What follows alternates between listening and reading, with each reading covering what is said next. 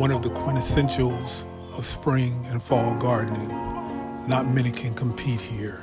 Some may even consider this to be a superfood because of the many health benefits.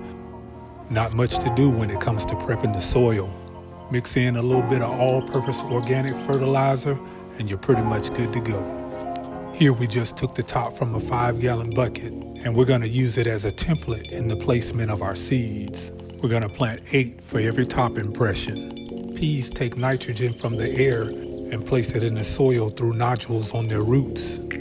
Members of the legume family, I'm going to show you how I get the maximum yield in those 58 days. Cascadia sugar snaps. Essentially a cross between shelling peas and snow peas. The best of both worlds in my opinion. We're going to take our finger and create a 2-inch trench in the soil with a depth of about 1 inch. Placing 2 seeds in each trench, pressing each firmly on opposite ends. What I like most about snap peas is that you can eat them straight off the vine, pod and all. Unlike shelling peas, hence the word shelling, snow peas are also grown slightly different because the production is not about the pea itself, it's more about the flat pod with the immature peas on the inside. Now that we have our peas covered and watered in, this is where the magic starts to happen. 8 to 12 days, and we're greeted with new life. From sprouts to seedlings, all within 36 hours.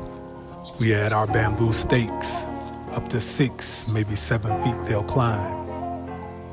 Every 4 inches, we're gonna add a level of biodegradable string. In just 2.5 weeks, the tendrils are starting to reach. Week 4, we're gonna help train them to the trellis. 18 to 24 inches, time to add another level of string. Within a wink of an eye, week 5, we have our first pea pods. Superfood. Beta-carotene helps with eyesight. Potassium lowers high blood pressure as well as bad cholesterol, promoting a healthy heart. Rich in vitamin A, B, C, and vitamin K, have to keep those bones healthy. Unique to the legume family is an estrogen-like substance called cholesterol, which studies are showing may be able to reduce some forms of stomach cancer. With that, we want to keep those blooms coming.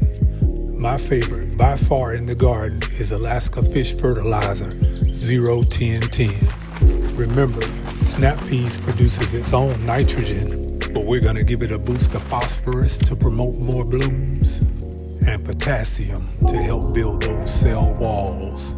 1 tablespoon per gallon, and I'm using a 2-gallon watering canister, filling it with rainwater. 25 to 30 days after planting, beautiful purple and white flowers will start to appear. It's from those flowers that our peas will emerge. We definitely want more blooms.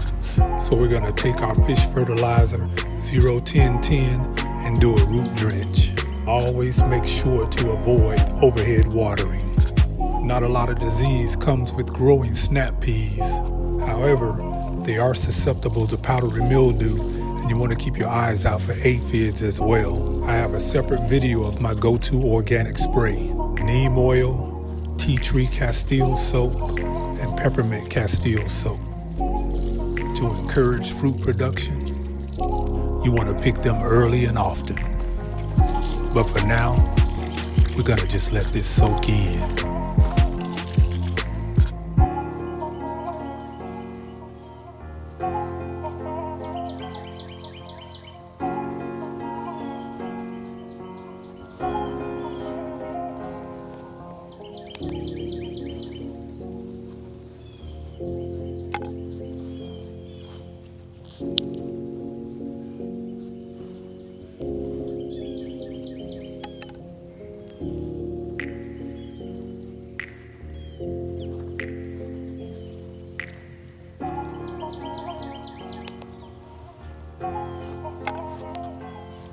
Now these won't make it past the garden because my favorite way to eat snap peas, a little blue cheese dip and straight off the vine. By his hand, we all are fed.